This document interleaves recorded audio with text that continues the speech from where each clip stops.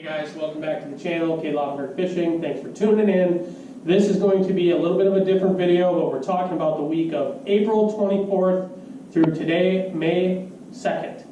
I don't have as much fishing clips to show you today because I lost a memory card that had some clips on it, and the only other memory card that I had in the boat was malfunctioning. So I got a new memory card. I'm now recording with a 256 gigabyte card, so I can record for 16 hours and not even have to worry about it. I'm looking forward to that.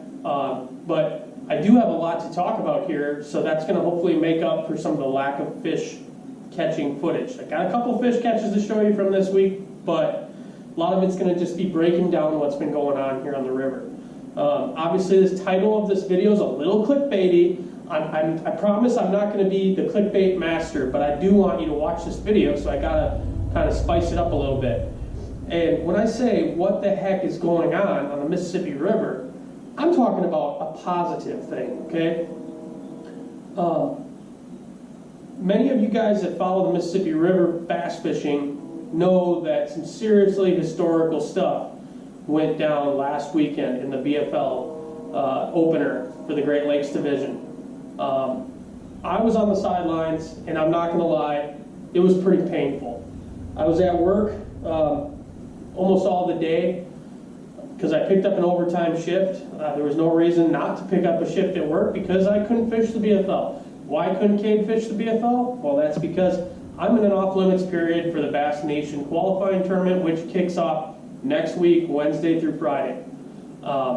It was a hard but not so hard decision to make this off season. When I saw the schedules come out, I saw, you know, there's an overlap here with this BFL off limits with the Bass Nation tournament. I knew you could only do one, but not both. And I fish BFLs all the time. This is the first BFL that I've missed in lacrosse since 2016. Actually, 2015 was the last time I missed the lacrosse BFL. So it's been a good stretch of fishing every single lacrosse BFL. I don't take it lightly, but the opportunities that this Bass Nation tournament presents, I couldn't pass up. I'm actually surprised that more really good local sticks opted to fish this first BFL and not the Bass Nation tournament because, you know, guys going to go to the Classic through this Bass Nation National Championship, and the top 20 makes the Nationals, and then the top 3 at Nationals go to the Classic.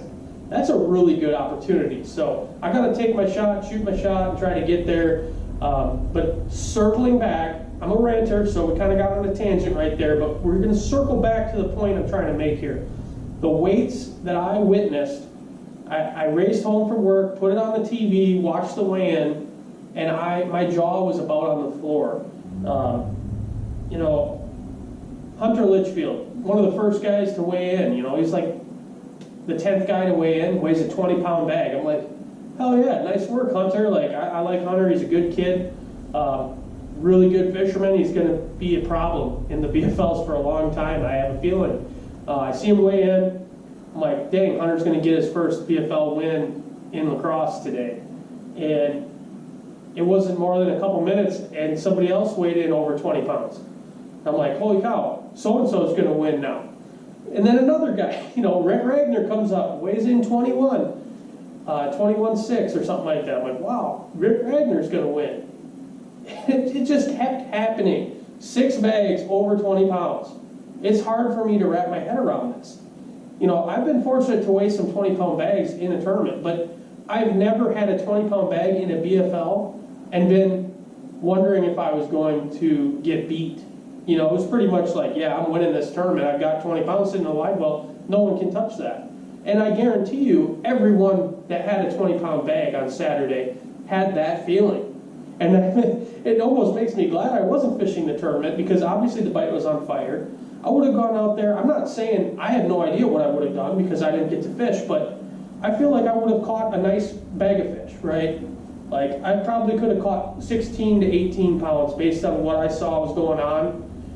And I would have been happy with 16 pounds in a BFL anytime. Like, you know, that's probably getting a check. This tournament, it did not get a check. $17,300 was the last check for $100-some. Not even your entry fee back. for 17.3. That is unfathomable. It took just under 19 pounds to crack the top 10. 23 pounds won the tournament. Mike Felderman, all largemouth. Most of the top 10 was dominated with smallmouth, but largemouth took home the trophy, which was pretty cool to see. Obviously, I'm kind of known for my smallmouth fishing, but I really love largemouth, and it's nice to see those largemouth take out the smallmouth bags. It was pretty cool to see. I'm happy for Felderman. He's an absolutely legendary angler. I'm stoked that I've been fortunate enough to compete against him because what he's accomplished, he's kind of a soft-spoken guy that just kind of hangs out in the shadows a little bit. But when you look at what he has done in his career, it's unbelievable. You know, he's got, I think he's approaching 300K. He might actually be over 300K career earnings, 12 wins with MLF. He's been to the All-American numerous times, fished the FLW Tour back in the day. He's won regionals. I mean, he's a stick. Absolute hammer. Super cool to see him get that win. And his Coingler won. So his Coingler had 21.14. He had 23. Ridiculous. 25 or 45 pounds in one boat. And I'm just sitting here like, what in the hell is going on with the river? So I've spent some time to try to kind of wrap my head around this and try to come up with why I think the river is fishing at its all-time best right now. And there's a number of factors at play here, and this is just complete layman science. I'm just speculating. I don't have any facts, but I just want to say kind of some of the reasons I think this is happening. And this is the only reason I'm making this video is because I've had a lot of people ask me for my opinions on it, and so I figure I'll just share it with you. This is what I think's going on. The river's been getting better for years now. It's not like it's just this all of a sudden boom, now the fishing's crazy and last year it sucked. No, it's been really good for the last 3-4 years on an upward trend. You know, we're seeing a lot more 20 to 22 pound bags getting caught in the spring and fall. You know, you're not going to see these bags come in June. Rarely, you know, very rare you're going to see anything over 19 pounds in the summertime. Like if you catch 20 in the summer, you really did something. So kudos to anybody that can do that. But what I'm seeing is the overall health of our fishery is improving, and it's improving at a rate that is very impressive. A rate that, you know, I'm excited to see what, if it's going like this, keeps trending like this, what's it going to be like in another 2 or 3 years? And I get how fisheries are, they cycle, so you know, you have to think what goes up must come down. But I truly think that we've got something pretty special here on the Mississippi River, and I think it might be able to sustain this level of excellence for quite some time, and here's why. Number one of the biggest reasons why I think the Mississippi River is doing so well right now is the overall abundance and establishment of the wild rice. When I was growing up and catching bass as a young kid, I didn't know anything about wild rice. We didn't have wild rice on the Mississippi River like anywhere. I heard of wild rice on Leech Lake in Minnesota. People talked about the famed Leech Lake frog bite in the rice fields. That's awesome, but I didn't know what it was. We didn't have it here. Fast forward a few years, you know, in the probably around the 2013, 14 area, maybe 15, all of a sudden we started seeing areas where the rice was starting to come out of nowhere. I saw it a lot on the upper end of Pool 7, or on the upper end of Lake Onalaska, on Pool 7 of the Mississippi River. Started seeing some rice there, and then it got down on the lower end of Pool 8, and it just absolutely exploded.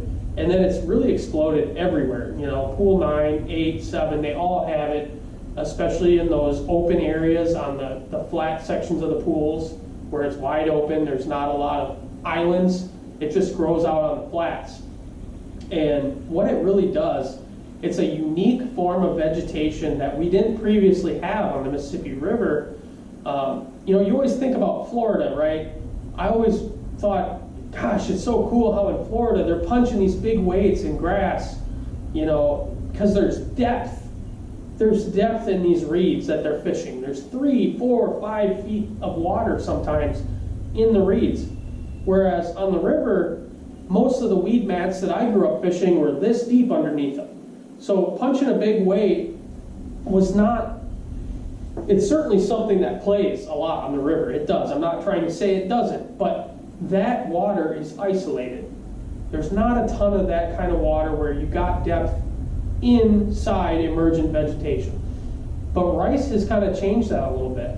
And I'm not saying it's deep in the rice. It's not this deep in most places in the rice. But it's deep enough in the rice that the fish can live in it. And I don't mean just go in it for a period of time. I mean live in it. Like all summer long live in it. And they might only peek their heads out of that rice during extreme falling water conditions or extreme high water conditions that force them to move out of the rice. Other than that, I believe a lot of fish just kind of live in there. And it's a sanctuary for them. It's a place where they can raise their fry, get them to a size that they can survive and sustain on their own.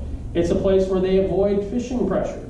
Lacrosse gets pounded by tournaments all summer long. High school tournaments, 350 boat high school tournaments, elite series, major league fishing tournaments, BFLs, Toyotas. Well, it's been a while since we had a Toyota, but they're coming, I guarantee it. Bass Nation tournaments, and then the Bassmaster Opens. I mean, it's just a bloodbath here in the summertime. And that's okay. We can go down all kinds of rabbit holes with that situation. But my point is, there's some of these fish that evade the tournament pressure and the catch and kill pressure that does also exist out there, because they're living in an area that you can't hardly access them if you wanted to. That makes a difference, and I think you're starting to see the impact of that. Secondly, we had an unprecedented winter. I took my last open water bass fishing trip on January 8th. I fished in the Black River. It was cold, it was shitty. I did catch a bass, but that was my last trip. Never fished that late in the boat in my life, to be out until January 8th. I took my first trip in the boat for the new year, even though it was the same year that I ended on, February 6th. So I was out of commission for 29 days. 29 days was the amount of time that I could not fish in a boat. That is unheard of. Unheard of. Usually it's at least 80 days, 90 days, 100 days, where you can't launch a boat on this river because there is ice at every boat landing. The main channel has 12 inches of ice. You can drive a truck across the river in spots. Like, this year that wasn't a thing. You could only actually go ice fishing for about 2 weeks. There were some guys, that got out kind of early, but it was super limited.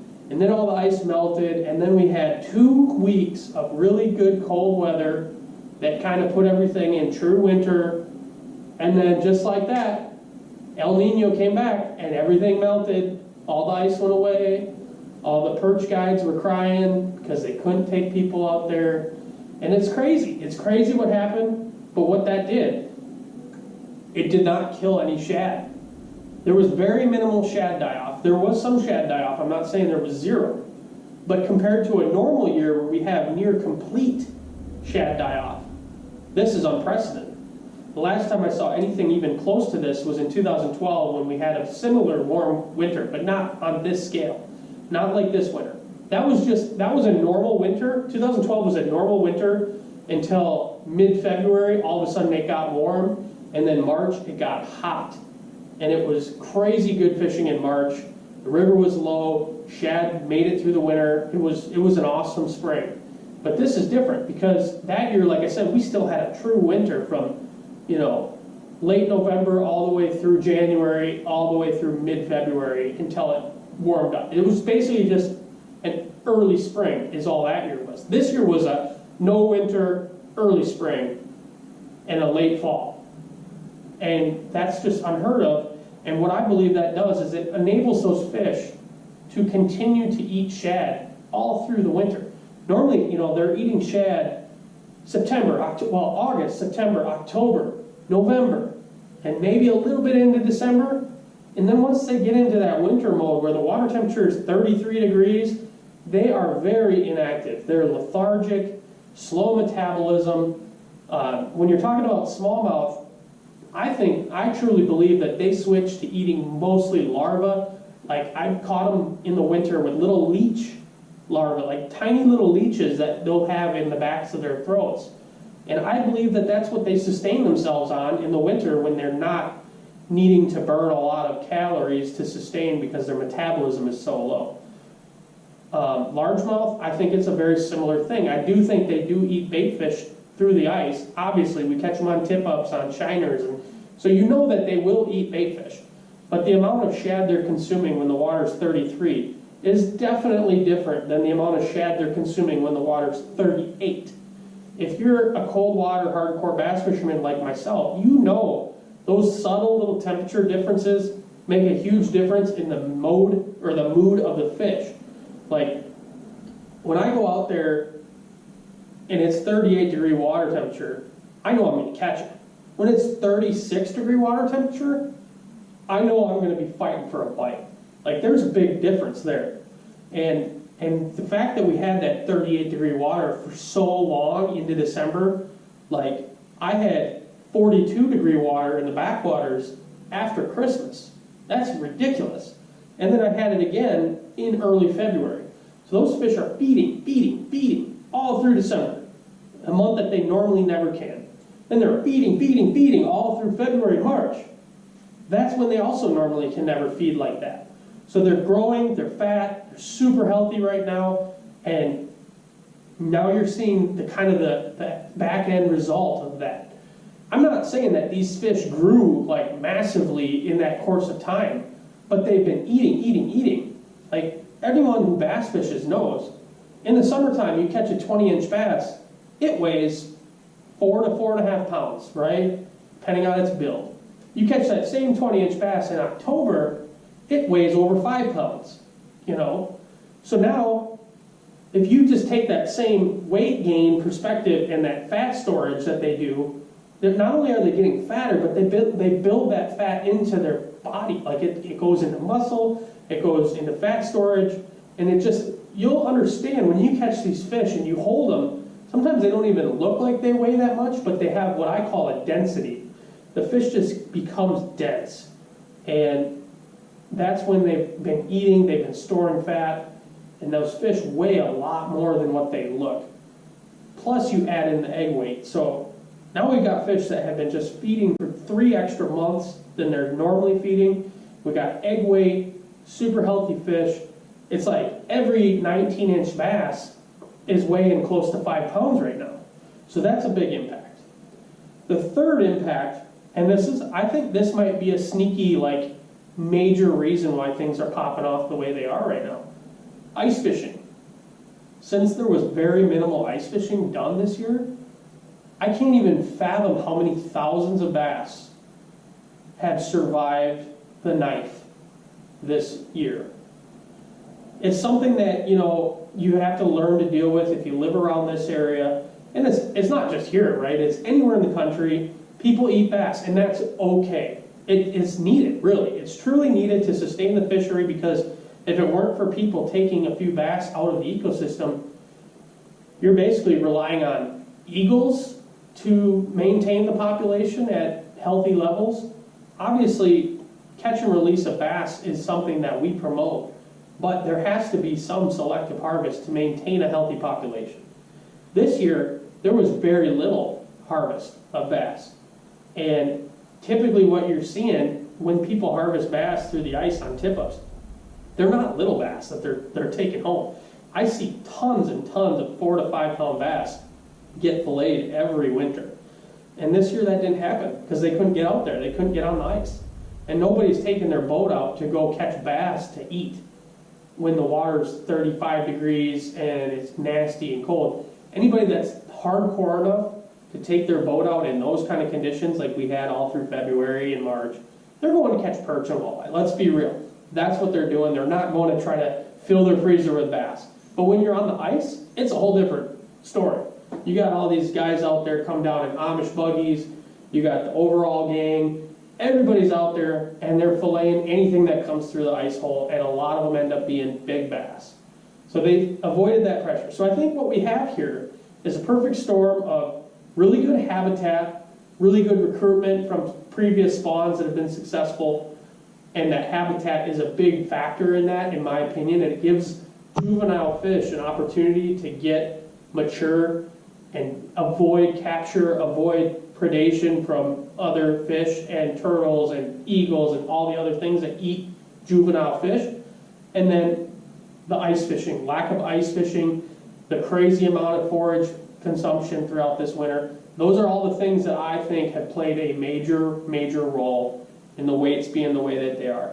So that's my take on things. Again, I want to congratulate all my friends that did well in the tournament, Kevin Rue, Hunter Litchfield, numerous other guys. A lot of guys cracked the top 10 that I'm familiar with. Like, congratulations. I'd like to congratulate all of you guys.